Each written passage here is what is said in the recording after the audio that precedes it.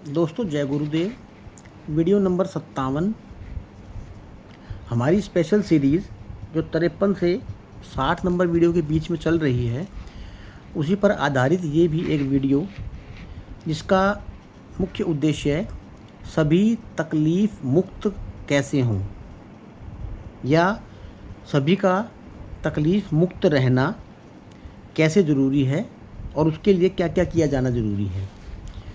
ज़रूरी बातों पर विषय पर ये हमारी सीरीज़ में हमने सभी बातों पर व उनकी सावधानियों पर वीडियो बनाकर डाले हैं और समय समय पर मरीजों व उनके परिवारजनों द्वारा आग्रह किए जाने पर हम दोबारा भी उन्हीं विषयों पर ज़्यादा गहनता से पता लगाकर वीडियो डालते रहे हैं या आगे भी डाल सकते हैं।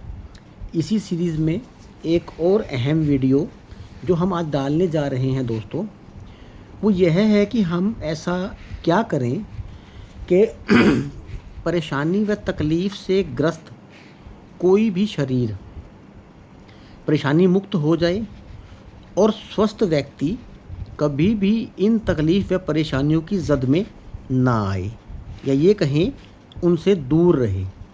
तो ऐसा क्या यत्न करें या ऐसी कौन सी दिनचर्या अपनाएं जो साथियों हमने पहले की वीडियो में किसी बात का जिक्र जो हर इंसान के लिए लाभदायक या स्वास्थ्यवर्धक सिद्ध हो सकता है बताई जाती रही हैं।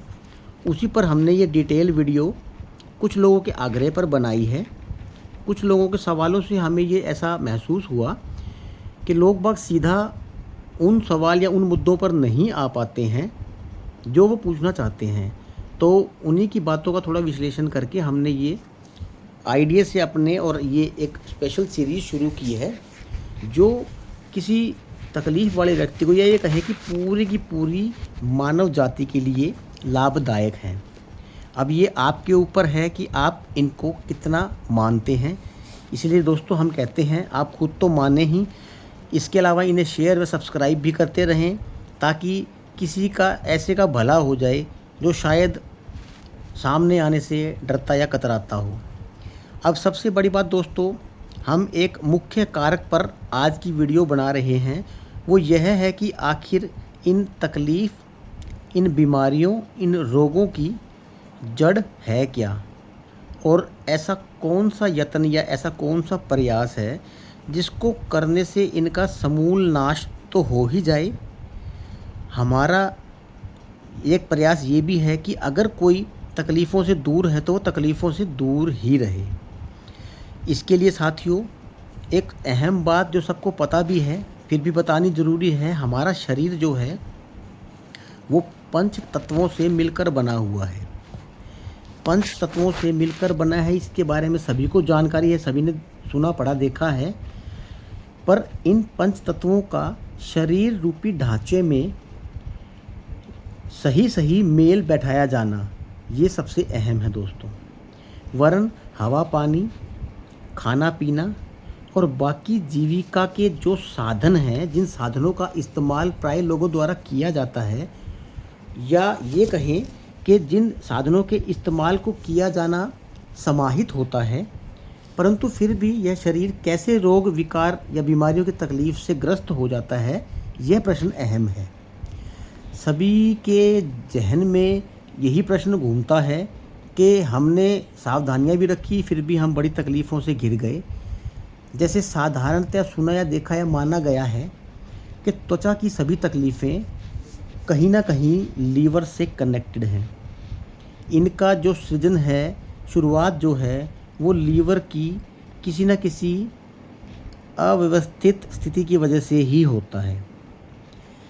ऐसे में काफ़ी बीमारी और तकलीफ़ों की शुरुआत पेट संबंधी तकलीफ़ों से या पेट संबंधी गड़बड़ियों से भी होती है। और तीसरा जो कम अहम लेकिन बिल्कुल सही है कि किडनी का भी विशेष रूप से रोल है। बाकी तो शरीर रूपी ढांचा इन सभी पर आधारित होकर हमें सकारात्मक या नकारात्मक परिणाम देता है। अब अगर हम इन तीनों का कार्य किया जाना किसी प्रकार से हमारे ही द्वारा बाधित किया जाता है, वो किसी खान पान के द्वारा है, किसी रहन सहन के द्वारा है, किसी वातावरण के द्वारा है, विरुद्ध आहार के सेवन के द्वारा है, या कोई भी ऐसा कारण हो सकता है दोस्तों जो जाने अनजाने हम इन तीनों में से किसी न किसी को कोई ना कोई तकलीफ़ पहुंचा देते हैं, और बदले में परिणाम स्वरूप वो हमें इन तकलीफ़ों का उपहार देते हैं। तो ये अपनी ही कमी, गलती या कोई नासमझी की वजह है दोस्तों, जिससे इन तकलीफ़ों से हमें रूबरू होना पड़ता है। जब सभी ऑर्गन्स का आपस का सामंजस्य बिगड़ता है, तब ये एक और कारक बनता है बड़ी तकलीफ़ को जन्म देने का, जो आगे जाकर बीमारी का रूप लेकर एक असाध्य रोग में परिवर्तित हो जाती है। तब शुरू होता है बाहरी डॉक्टर, वैद्य, हकीमों का चक्रव्यूह, जिसमें फंसकर कोई भी एक साधारण इंसान अपनी हालत अभिमन्यु के जैसी कर बैठता है, जिसे इनके पास जाना तो आता है, या ये कहीं अंदर घुसना तो आता है, लेकिन बाहर निकलने का द्वार नहीं पता होता। तो ऐसे में वो अज्ञानतावश इनसे कभी बाहर नहीं निकल पाते, और अगर किसी कारणवश वो बाहर निकल भी जाते हैं, तब तक वो अपना शारीरिक, आर्थिक व मानसिक बहुत नुकसान कर चुके होते हैं दोस्तों। ऐसे में हमें सतर्क रहना है, सजग रहना है, शरीर के प्रति अपनी जिम्मेवारियों को समझना है। दोस्तों इतना कठिन नहीं है, अगर आज से शुरू करें तो ये धीरे धीरे अपनी दिनचर्या में उन आदतों का, हमारे द्वारा बताई गई आदतों का, या यहाँ वहाँ से जो अच्छी आदतों के बारे में सुना गया है, पढ़ा गया है, देखा गया है, उनका समावेश करें तो शरीर रूपी मंदिर के लिए बहुत ही लाभप्रद होगा। हमारा मानना यह है कि ये एक दिन में तो होगा नहीं, लेकिन एक दिन होगा ज़रूर। तो दोस्तों अपना ध्यान रखें, स्वस्थ रहें, हमारी यही कामना है।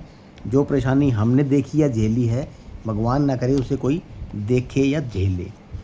अगर आपकी कोई भी क्यूरी इसके मामले में है तो आप हमें हमारे मोबाइल नंबर पर कॉल करके बता सकते हैं, 9728 70 11 44, 9728 70 1144। जय गुरुदेव दोस्तों।